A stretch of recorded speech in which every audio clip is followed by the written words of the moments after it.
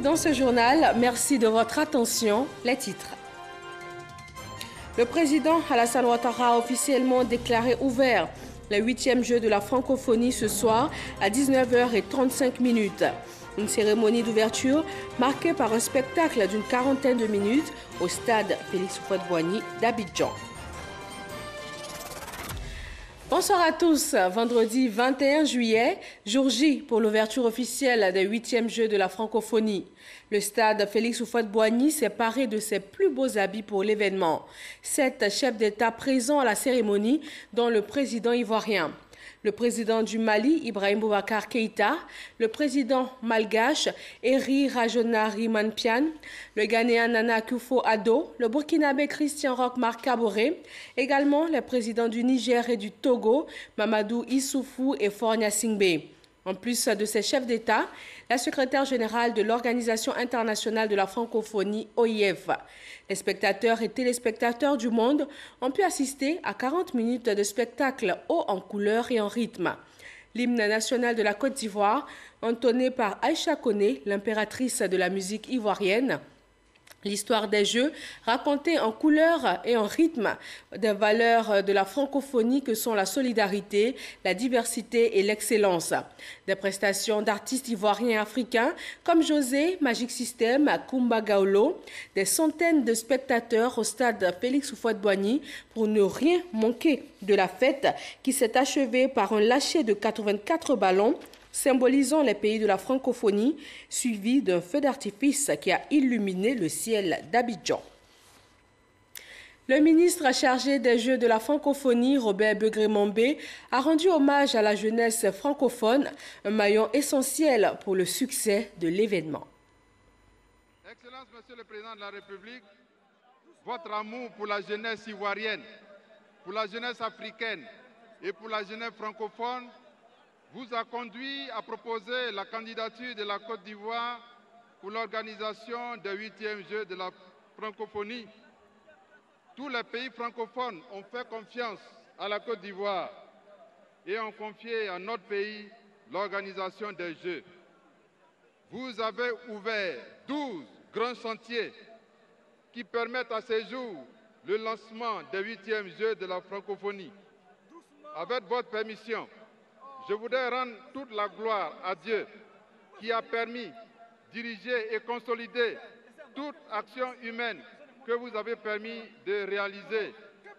Au nom de tous, je souhaite la traditionnelle Akwaba, c'est-à-dire bienvenue en Côte d'Ivoire aux nombreuses délégations venues en terre ivoirienne et à tous les amis de la francophonie. Puisse Dieu aider à la parfaite réussite de cette organisation. Parce que, pour nous, l'enjeu des Jeux dépasse le jeu. La secrétaire générale de l'OIF, Michaëlle Jean, s'est dite très heureuse d'être à Abidjan, en particulier pour l'hospitalité bien connue du peuple de Côte d'Ivoire. Elle a salué les valeurs prônées par ces Jeux, l'union à travers la diversité, les cultures et les sports du continent. Des centaines de millions sur les 5 continents à nous suivre. On devrait les saluer ensemble depuis ce magnifique stade Félix Houphouët-Boigny. Faites-leur entendre votre énergie. Faites entendre votre joie d'être enfin à Abidjan. Je ne vous entends pas assez. Il y a de l'énergie ici pour les 8e Jeux de la francophonie en Côte d'Ivoire, terre de tant de beauté, en Afrique, berceau de l'humanité, continent de toutes nos origines.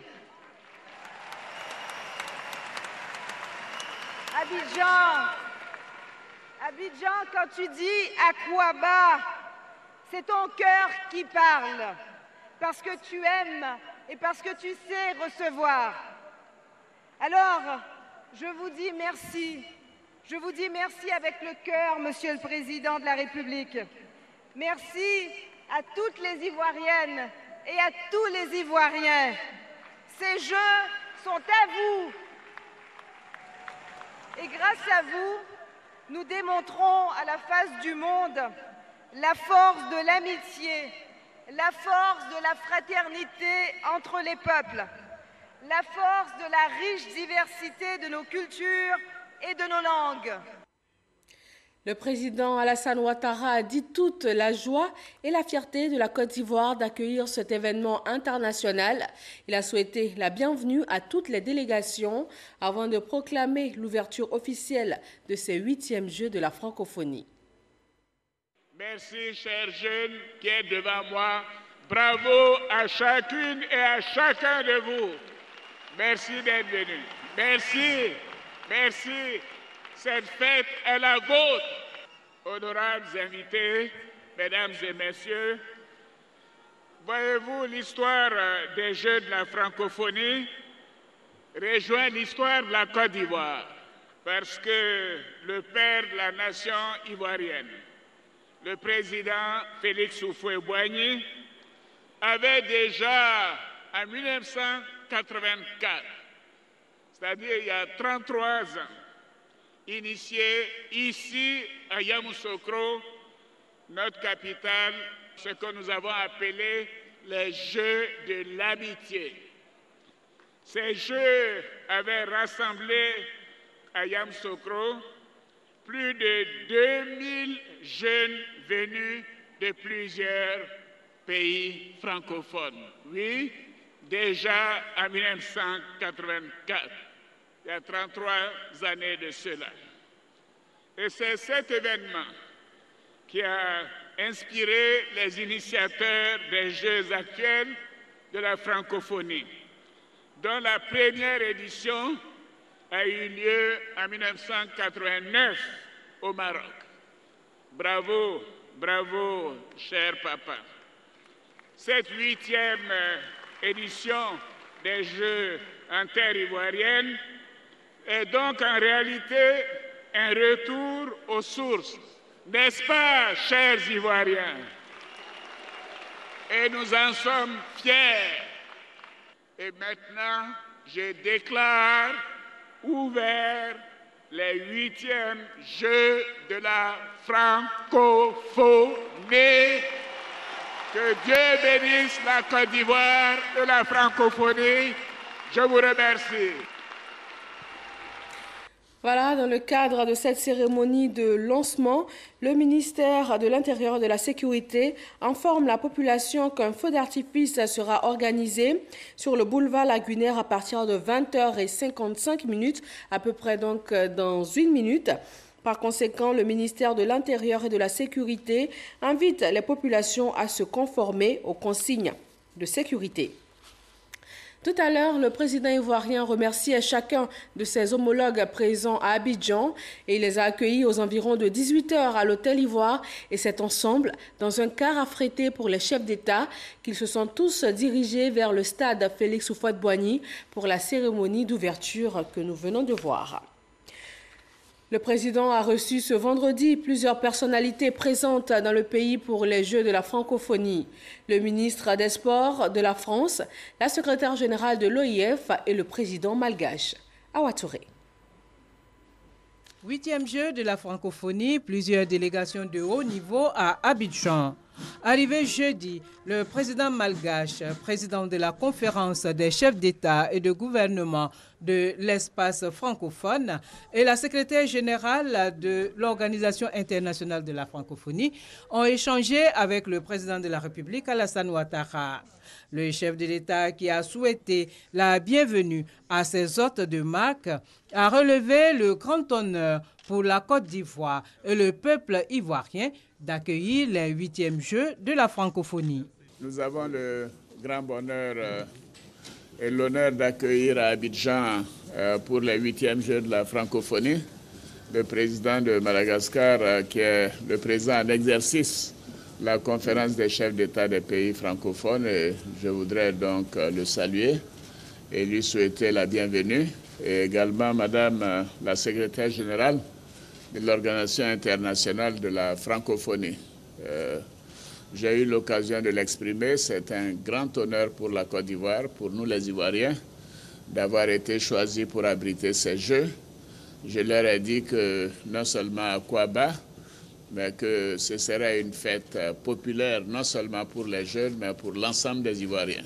Le président malgache a pour sa part souhaité plein succès à ces 8e Jeux de la francophonie avant de souligner le caractère important de l'espace francophone. Nous avons une délégation de 80 personnes qui participent à ces Jeux. Je suis ici pour les encourager, mais aussi pour dire que l'espace francophone, c'est un espace de valeurs qu'on devrait véhiculer, valeurs de paix.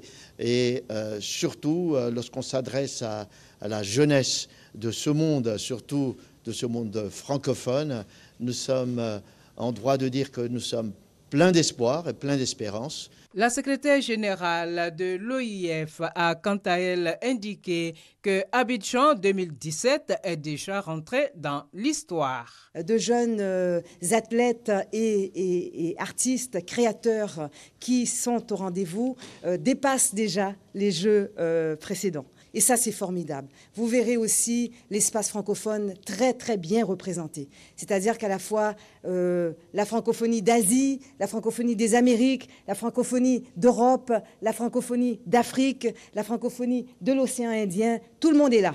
Le président Alassane Ouattara a également échangé avec la délégation française présente à Abidjan pour les Jeux de la francophonie. Délégation conduite par la ministre des Sports, Laura Flessel. Les derniers Jeux, c'était à Nice. Aujourd'hui, on est géré en Côte d'Ivoire. Ravis d'être avec vous. Nous sommes venus avec une délégation gérée qui va défendre les couleurs de la France, mais nous sommes aujourd'hui aussi dans une unité. L'idée, c'est d'utiliser, je dirais, ces Jeux de la francophonie pour renforcer et partager, je dirais, nos idées, nos ambitions pour le futur. Le président de la République, Alassane Ouattara, à l'issue de ces audiences, a offert un déjeuner aux chefs d'État présents à Abidjan pour prendre part au 8e Jeu de la francophonie, comme pour leur souhaiter le traditionnel Akouaba en terre ivoirienne. Le Premier ministre Amadou Gon Coulibaly a reçu la ministre des Relations internationales et de la francophonie du Québec, Christine Saint-Pierre. Elle séjourne en Côte d'Ivoire depuis ce 19 juillet afin d'appuyer la délégation québécoise qui participe aux Jeux de la francophonie. Le Musée des civilisations de Côte d'Ivoire a choisi cette période de jeu pour le vernissage de l'exposition de ses pièces. Et la première dame ivoirienne, Dominique Ouattara, s'y est rendue ce matin. Thomas Gessambi. 21 juillet 2017, jour inaugural des 8e Jeux de la francophonie à Abidjan. C'est ce jour que la Bibliothèque nationale et le Musée des civilisations de Côte d'Ivoire choisissent pour ouvrir sous de nouveaux jours leur porte à Dominique Ouattara, première dame de Côte d'Ivoire. Au milieu des hommes et des femmes qui se rencontrent pour rencontrer ce qu'il y a de meilleur en eux, la première dame de Côte d'Ivoire peut se laisser conduire pièce par pièce dans un vernissage des œuvres picturales de photographes et autres artistes amateurs confirmés et artistes confirmés tout court. Vernissage des œuvres en concours durant ces 8e Jeux de la francophonie de la Bibliothèque nationale. Les pas de la première dame de Côte d'Ivoire sont conduits au Musée des civilisations de Côte d'Ivoire. Ici aussi, le beau, le vrai. Les racines d'une civilisation ont un intérêt particulier pour Dominique Ouattara, que le ministre ivoirien de la Culture et de la Francophonie ne peut s'empêcher de féliciter pour son goût pour l'art, qu'il soit contemporain ou ancien. La cérémonie de vernissage des œuvres en concours de ce jour, que vous venez de voir, Madame la Première Dame, montre l'universalité de l'art, dans le sens où ce art nous vient des 4 coins du monde et principalement des pays francophones. En retour, Dominique Ouattara apprécie l'envergure et surtout la qualité du travail qui a été abattu pour en arriver là. Je suis heureuse d'être avec vous aujourd'hui, chers amis de la culture et de la francophonie, à l'occasion du vernissage de l'exposition Renaissance ou 10 000 ans de l'histoire de la Côte d'Ivoire qui présente les pièces majeures du Musée des civilisations de Côte d'Ivoire et aussi la magnifique exposition de la Bibliothèque nationale. Aujourd'hui, ma joie est grande d'inaugurer avec vous la réouverture de notre musée national pendant les 8e Jeux de la francophonie dans notre pays. Je suis par ailleurs convaincue que cette exposition répondra aux attentes de nombreux amateurs d'art primitif, d'art africain et d'art contemporain qui la visiteront durant les prochaines semaines. Vernissage ou autre nom d'ouverture officielle de ces espaces d'exposition. La Bibliothèque nationale et le Musée des civilisations de Côte d'Ivoire gardent plus que jamais leurs mains ouvertes pour accueillir toute visite, point d'enrichissement inestimable. Revenons sur la matinée de ce vendredi 21 juillet. C'est à quelques heures de l'ouverture de l'événement que le ministre de l'Intérieur et de la Sécurité a effectué une visite de terrain. Sidiki Diakité a visité le dispositif de sécurité, les sites et postes de commandement mis en place pour le succès des 8e Jeux de la francophonie. Abou Sanogo. C'est par le poste de commandement principal basé à la salle opérationnelle du Centre de coordination des décisions opérationnelles, CCDO, que le ministre de l'Intérieur et de la Sécurité, Sidiki Diakité, a débuté sa visite de terrain des sites et des postes de commandement des 8e Jeux de la francophonie.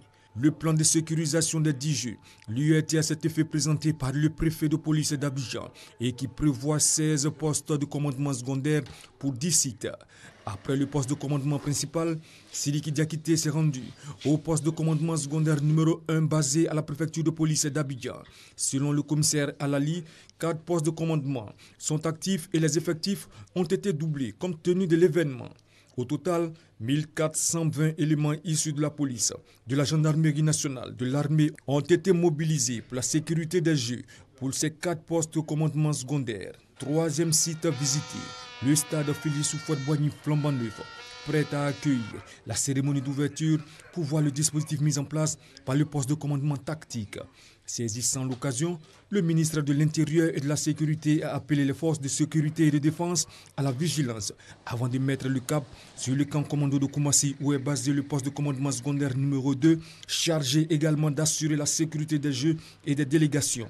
C'est à l'Institut national de la jeunesse et des sports, INJS, qui abrite le village des Jeux et aussi le poste de commandement tactique que Sidiki Diakité a achevé sa visite de terrain. Sur toute la période de ces Jeux, toutes les dispositions sont prises pour que et les athlètes qui nous visitent et les amis de la Côte d'Ivoire qui viennent également en spectateurs prendre part à ces Jeux et les Ivoiriens qui participent également à ces Jeux, qui gèrent également, n'est-ce pas, ces Jeux au quotidien, parce que ces Jeux vont au-delà du sport pour toucher à la gastronomie, à la culture de la Côte d'Ivoire. Toutes ces personnes peuvent vaquer tranquillement à leur participation à ces Jeux parce que le dispositif sécuritaire est bien en place. Les forces de l'ordre assureront la sécurité sur les différents sites programmés. Depuis quelques jours d'ailleurs, leur présence est ressentie sur les sites qui doivent abriter les compétitions dans toutes les disciplines, ainsi que les lieux de divertissement et de gastronomie. Et pour le match de football inaugural de ces Jeux d'Abidjan, la Guinée s'est imposée face à l'équipe nationale junior de Côte d'Ivoire, 3-2. La rencontre s'est jouée au stade Robert Champroux de Marcory. Moyabi Diabaté. Pas de joie dans le camp de la Côte d'Ivoire. Pour leur première sortie au 8e Jeu de la francophonie, les éléphantos se sont inclinés face à leurs homologues de la Guinée. Et pourtant, ce sont les Ivoiriens qui vont ouvrir le score dès la 13e minute avec Akeloba. La réaction des Guinéens sonne à la 24e minute avec Djibril Touré qui arrache l'égalisation avant de corser l'addition à 5 minutes de la pause. La Guinée mène 2-1 à la mi-temps. Au retour des vestiaires, les Ivoiriens sont les plus entreprenants mais ne trouvent pas la faille. Ils sont surpris à la 77e minute par un 3e but guinéen. But signé Cissé Sayouba. Malgré la réduction de Meleke Ulrich à la 88e minute, la Côte d'Ivoire chute d'entrée dans cette compétition. Mais les éléphants auront à cœur de faire mieux lors de leur deuxième sortie face au Burkina Faso. La Côte d'Ivoire a accueilli 4000 participants venus d'une cinquantaine de pays.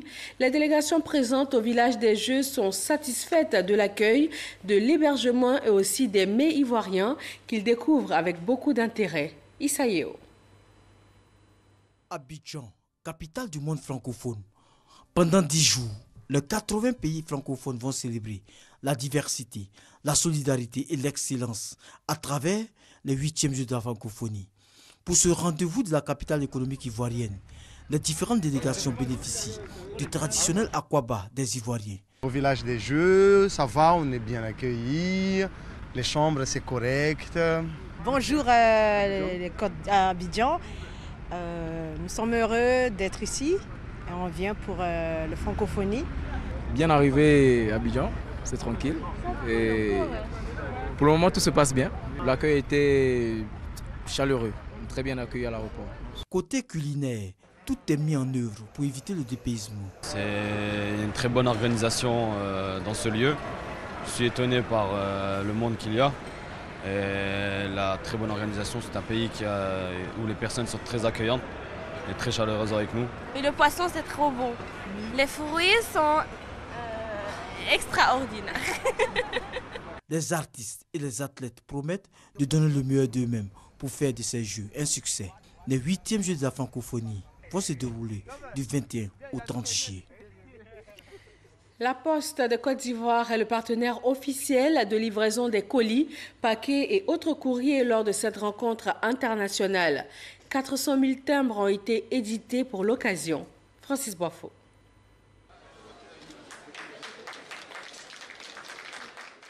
Des timbres à l'effigie des 8e Jeux de la francophonie. 400 000 au total pour satisfaire la forte demande d'expédition de colis et paquets pendant les compétitions. Cela contribue au rayonnement de notre pays, cela contribue à créer davantage de richesses et de valeurs, cela contribue à faire mieux connaître la Côte d'Ivoire à l'extérieur, donc à attirer le potentiel touristique qu'il y a dans le monde. Cela met la Côte d'Ivoire en orbite pour d'autres événements de grande envergure dans le monde. Partenaire de livraison des paquets et produits des Jeux, la Poste de Côte d'Ivoire a expédié 6 000 cartes d'invitation aux personnalités, délégations et entreprises. La Côte d'Ivoire regorge de potentialités et nous mettons à disposition notre boutique qui fait la promotion des produits. Parce que notre rôle aussi, c'est d'aider les entrepreneurs à faire fructifier leur business et à faire fructifier leurs activités. Lors de cette cérémonie, nous avons pu voir des stands de structures publiques et privées. Certaines pour faire du commerce, d'autres pour faire la promotion de la destination Côte d'Ivoire avec ses objets d'art et son espace gastronomique. Toutes sortes de mets pour recevoir à l'ivoirienne les participants aux Jeux. Il y a des crêpes à l'ivoirienne, ça se mange avec du poulet, avec des oignons, une soupe accompagnée, avec une pâte bien épicée, agrémentée du citron. Ça, c'est la sauce graine, accompagnée du placali. Très doux. Très doux. Vous voulez goûter aux saveurs ivoiriennes? N'oubliez pas de faire un tour au Palais de la Culture de Treichville. L'espace ouvre tous les jours à 8 h pour fermer à 23 h. Ces Jeux de la francophonie sont aussi un moment de retrouvailles et de célébration pour des milliers de jeunes. Un moment bien choisi par l'ONU-SIDA pour sensibiliser, surtout qu'Abidjan accueille dans cette optique la 19e conférence internationale sur les IST et le sida en Afrique. Ce sera en décembre prochain. Delphine Blas. On parle en ce moment francophonie, on parle aussi sida. Une forte délégation de l'ONU-SIDA est à Abidjan à cet effet. L'ONU-SIDA s'associe à la francophonie car, selon l'organisme, la mobilisation des sportifs est un impératif dans la lutte contre le sida. En fait, après les 8e Jeux, la Côte d'Ivoire va abriter la conférence internationale sur le sida en Afrique, ICASA. C'est la 2e fois en Côte d'Ivoire et cela après 20 ans. Le pays a été retenu au regard de certains critères qui sont son engagement pour la lutte contre le sida, ses infrastructures adaptées. ICASA, en tant que plateforme d'échange scientifique et carrefour de rencontres, rassemblera 5 000 à 10 000 délégués provenant de 152 pays, ce qui va assurer une visibilité appréciable à la Côte d'Ivoire. C'est en juillet dernier, à Durban, qu'il a été annoncé officiellement à tous les participants le choix de la Côte d'Ivoire pour abriter en décembre 2017 la 19e édition de la Conférence internationale sur les infections sexuellement transmissibles et le sida en Afrique, ICASA. Dr Raymond Goudou Kofi, ministre de la Santé et de l'Hygiène publique, était à Durban pour le compte de la Côte d'Ivoire. Elle était à tous les rendez-vous de cette conférence meublée entre autres d'audiences et de rencontres de haut niveau. ICASA 2017, le ministère de la Santé veut réussir le pari d'une rencontre qui aura tenu toutes ses promesses. Déjà, un secrétariat local logé au CHU de Trècheville et un site pour toute information www.icasa2017côtedivoire.org.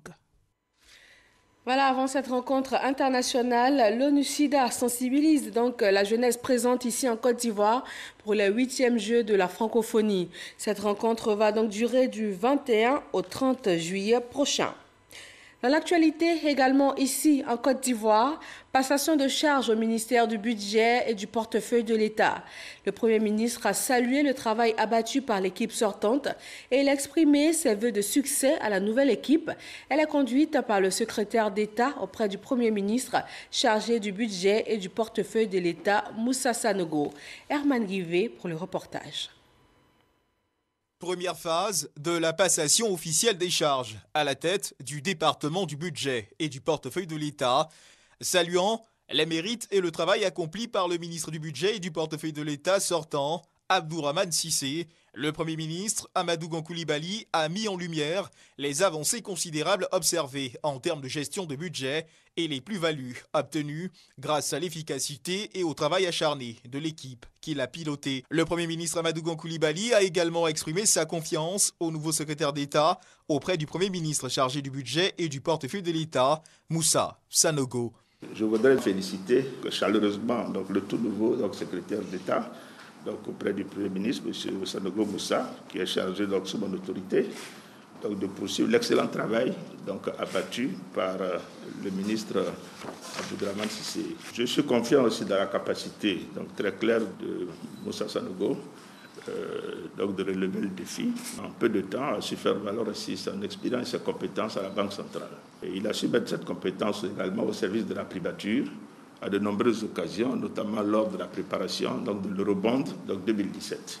Dans la continuité de l'action gouvernementale, l'objectif sera de poursuivre l'œuvre de modernisation de l'administration financière en vue d'en faire une administration de référence non seulement en Côte d'Ivoire, mais également dans l'espace UEMOA.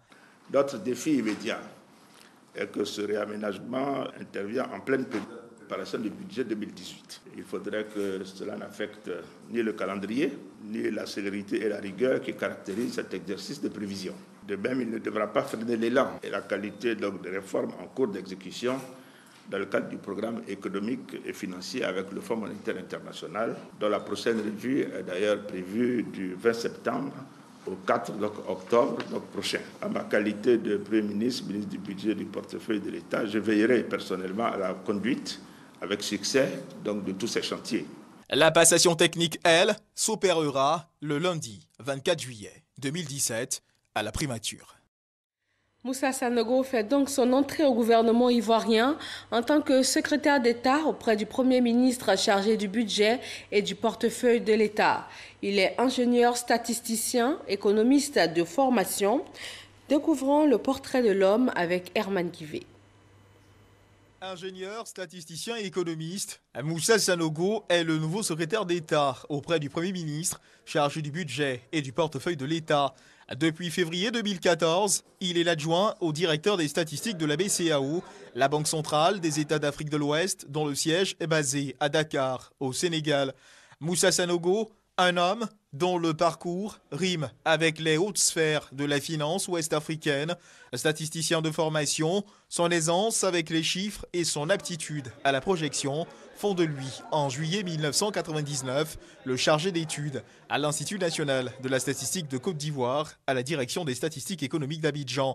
À partir d'octobre 2000, commence pour lui L'immersion dans les arcanes de la finance ouest-africaine, fondée de pouvoir à la BCAO de Dakar, direction des études, service des études économiques, chef de la section analyse macroéconomique et programmation économique et monétaire, représentant de la BCAO auprès des institutions européennes de coopération, chef du service de la réglementation des établissements de crédit à la direction de la stabilité financière, adjoint au directeur de la stabilité financière au siège de la BCAO de Dakar. S'il existe bien un secteur dans lequel il s'y connaît, c'est bien celui de la finance. Passation de charge également au ministère des Eaux et Forêts. Le ministre sortant, Issa Coulibaly, passe le flambeau au ministre Alain Richard Donvayi. Chris Diomondé et Patricia Omouetia. Le général Issa Coulibaly, ministre sortant, remet les dossiers à celui qui prend désormais sa place, Alain Richard Donvayi, nouveau ministre des Eaux et Forêts. Cette passation de charge a eu lieu en présence du représentant du secrétaire général du gouvernement. Le ministre sortant laisse à son successeur plusieurs dossiers importants. Alain Donvayi est bien conscient des défis à relever. Je voudrais, à l'entame de ce propos, féliciter le ministre Issa Coulibaly pour le travail qu'il a réalisé ici en si peu de temps. Les eaux et forêts, c'est un département important. Nous avons beaucoup à faire pour que la Côte d'Ivoire retrouve sa place au niveau des pays qui luttent contre le réchauffement climatique. La forêt, la faune, les ressources en eau sont les maillons essentiels d'un développement durable dans la lutte contre la pauvreté et les changements climatiques. Ce sont les enjeux auxquels doit faire face le nouveau ministre des Eaux et Forêts. La passation de charge entre le ministre sortant de la fonction publique, Abinan Pascal, et le ministre entrant, Issa Coulibaly, a également eu lieu aujourd'hui vendredi. Patricia Omouetia. C'est dans une ambiance très détendue que le secrétaire général adjoint du gouvernement, Da Charlemagne, a procédé à la passation entre les deux personnalités. Le ministre sortant, Pascal Abinan, a indiqué qu'il part satisfait. Selon lui, le travail doit continuer car plusieurs dossiers importants doivent être gérés au niveau du ministère, notamment la gestion de la carrière des fonctionnaires et le dialogue social. Le premier dossier important, c'est la réforme du statut de la fonction publique. Nous l'avons commencé, je dirais même que c'est pratiquement achevé.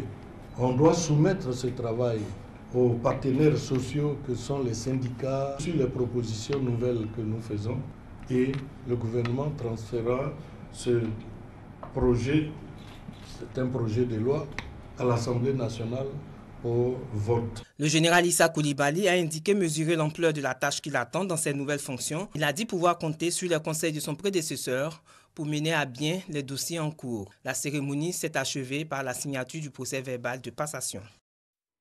Au ministère de la Défense, le ministre Alain Richard Donvayi cède ses locaux au ministre d'État, ministre de la Défense Ahmed Bakayoko. Une passation de charge qui a permis de faire le point des actions menées pour la réforme de l'armée. Le ministre d'État Ahmed Bakayoko a également passé la main au ministre Sidiki Diakité pour le ministère de l'Intérieur et de la Sécurité. Mamadou Kwasi. Nouvellement nommé à la tête du ministère des Eaux et Forêts, Alain Richard Donvayi passe la main au nouveau ministre d'État, ministre de la Défense, Ahmed Bakayoko. Une passation de charge sous la supervision du secrétaire général du gouvernement. Le ministre sortant de la Défense a fait le point des actions réalisées à la tête de ce département, dont la réforme de l'armée ivoirienne. La réhabilitation des casernes, avec la phase 1 qui est achevée, il faut donc entamer la phase 2, elle est en cours de lancement. La construction de 4 hôpitaux militaires avec un financement acquis du gouvernement indien de 42 milliards de francs CFA. La formation et l'équipement d'un bataillon projetable. Le recensement biométrique. Le ministre d'État, Ahmed Bakayoko, nouveau ministre de la Défense, a salué les efforts de son prédécesseur avant d'inviter les officiers supérieurs à l'aider dans sa nouvelle mission. Il compte mettre un accent particulier sur la discipline. Je compte sur chacun de vous pour que nous puissions ensemble offrir à la Côte d'Ivoire une armée reconstruite, une armée, comme je l'ai dit, qui se réconcilie avec elle-même, une armée qui se réconcilie avec la population, une armée qui protège le territoire, une armée qui protège les Ivoiriens et tous ceux qui vivent sur le territoire ivoirien. Après le ministère de la Défense, cap sur le cabinet du ministère de l'Intérieur et de la Sécurité. où le nouveau ministre a reçu des mains du ministre sortant les dossiers portant entre autres sur l'administration du territoire, la sécurité et l'identification des populations. Le ministre d'État Ahmed Bakayoko a invité son successeur à tout mettre en œuvre pour maintenir le niveau de sécurité de 1.1 à l'image des grandes métropoles comme Genève. Le nouveau ministre Sidiki Diakité a pris l'engagement de relever tous les défis de la sécurité. Vous assurer de toute ma disponibilité et surtout de ma détermination à donner le meilleur de moi-même pour que les défis qui sont propres à ce ministère, mais qui sont aussi des défis propres à l'ensemble du territoire ivoirien, nous puissions ensemble les relever. Cette passation des charges a été l'occasion de faire le bilan des 7 ans de gestion du ministre d'État Ahmed Bakayoko à la tête de ces départements. Un bilan suivi d'un au revoir à tous ses collaborateurs de l'administration territoriale et de la sécurité. Direction l'école des forces armées de Zambakro. La traditionnelle fête de l'école a été marquée par le baptême de la 48e promotion abnégation et la remise d'épaulettes de lieutenants aux élèves médecins, élèves sous-officiers, lieutenants d'active de la promotion probité. La promotion sortante a été invitée à la loyauté et à la discipline. Abou Sanogo. Double cérémonie de baptême de promotion et de remise d'épaulettes aux élèves officiers de l'école des forces armées située à Zambakro. Tradition par excellence à l'école des forces armées de Zambakro. Le baptême transmet des valeurs et des idéaux. Ainsi, ces élèves officiers d'active de la 48e promotion, au nombre de 80, dont 62 de la Côte d'Ivoire et 18 des pays frères et amis avant leur baptême, sont inconnus dans la lignée de promotion d'officiers. C'est pour mettre fin à ce statut que le ministre d'État, ministre de la Défense Ahmed Bakayoko, représentant le président de la République, a procédé à leur baptême. Votre promotion s'appelle Abnégation et le parrain est M. Abderrahmane Sissé, conseiller spécial du président de la République. Le commandant école, le colonel Jean-Hubert Wassena, a exhorté ses élèves officiers au travail. Soyez des modèles de courage, de détermination et d'abnégation. C'est à ce titre seulement que vous aurez la reconnaissance des armées et de la nation. Après avoir achevé leurs années d'études et confié le drapeau de l'école à leurs cadets, les élèves officiers de la promotion probité, la 11e promotion des médecins élèves officiers et la 13e promotion des élèves officiers issus des rangs ont été promus. Ils ont reçu leurs épaulettes de lieutenant et sous-lieutenant. Je compte sur vous pour qu'ensemble, nous puissions travailler à construire cette armée nouvelle, qui est une armée au service de la nation, une armée au service de la protection du territoire, une armée au service de la protection des citoyens ivoiriens et de tous ceux qui vivent en Côte d'Ivoire. Nous allons veiller à ce que la discipline soit une des valeurs premières du militaire ivoirien. Et je suis convaincu que très bientôt, nous allons pouvoir, après tout le travail important, toute l'énergie que nous allons avoir déployée, donner à la Côte d'Ivoire une armée dont elle est fière. L'étape qu'ils achèvent n'est que la première d'une longue carrière qui fait de l'officier un meneur d'hommes. Conduire les hommes, c'est le rôle de la formation qui, au-delà de son aspect proprement militaire, doit fournir les hommes et les femmes les plus aptes à saisir et à exploiter les données et la défense du pays.